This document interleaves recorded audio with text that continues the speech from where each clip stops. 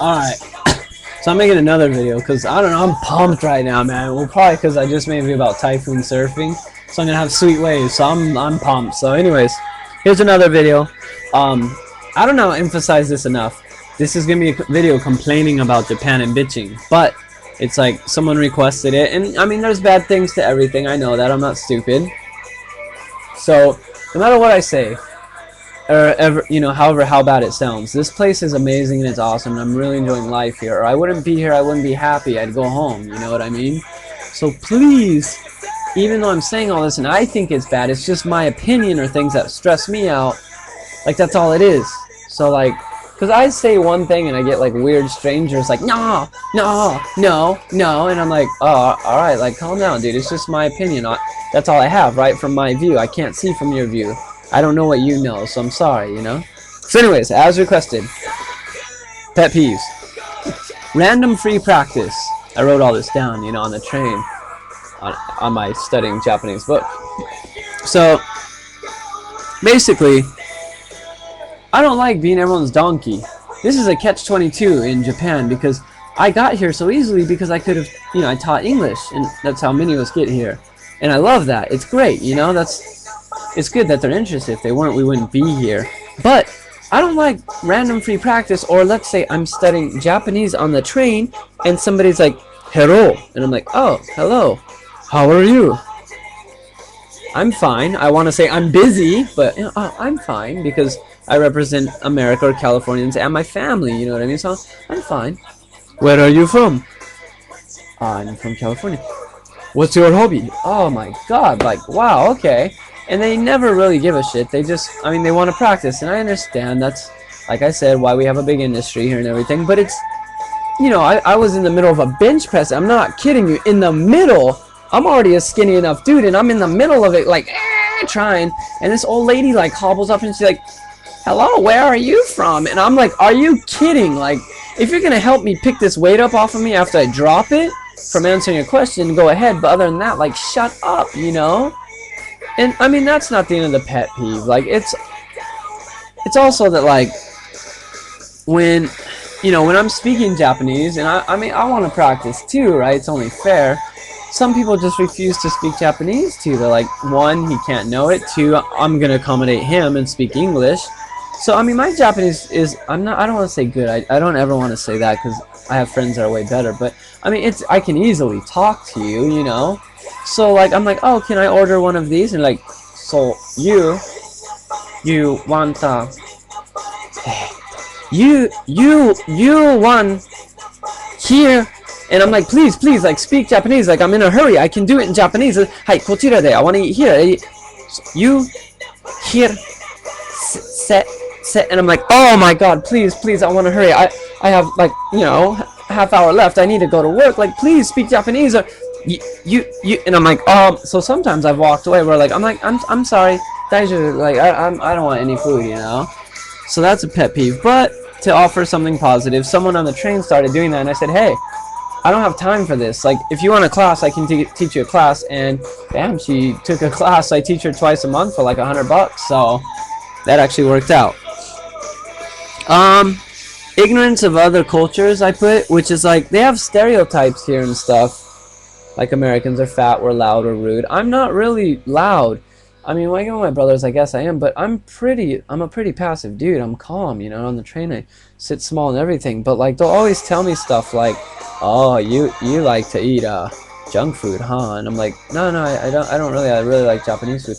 Oh, okay, but Americans, so you like junk food? I'm like, no, okay, I've learned there's just too many people who have stereotypes or images, so I just kind of go with it. I'm like, wow, okay. So, like, one example is someone actually told me that, like, oh, you're American, so you like hamburgers, don't you? And I was like, yeah, I do. What does that mean? Like, I didn't say this, but that's like saying, oh, you're Japanese, you like sushi, right?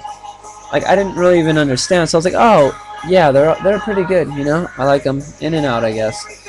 And also, like, a plane flew by, and she was like, oh, you need to get rid of that. And I'm like, oh, the military, okay, yeah, I'm sure I have enough power to, like, just shoo off our entire military there, because I'm, well, at that time I was a teacher, so I'm an English teacher, and I'm sure I have the power. So that was a little absurd, but it doesn't happen all the time. Most people are really sweet, and if I correct them, actually, most of the time people are like, oh, okay. So that's really cool, you know. Cultural superiority. For example, they say they have a longer intestine than us. They say that it's really difficult to process and understand Japanese because their brain is developed differently. They have different skin, so they have to use different makeup. All of this stuff like this, like in America, you can't do that. You get sued. We have scientific proof. But here it's just kind of a cultural thing. Like, they're all one, and if everyone thinks that, no one wants to stand up and get hammered down.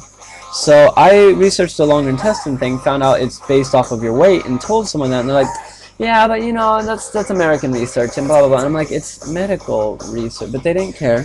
The language processing, I checked that too, and it's not true. We process language on the same side, at least most people, but in every race, some people do it on the other side. Japanese isn't the hardest language. The kanji system might be, but that also goes along with Chinese.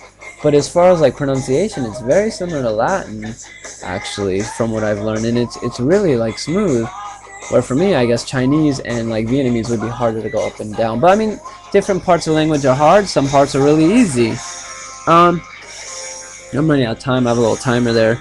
Socially awkward people that come here, like, this is a big problem with everyone.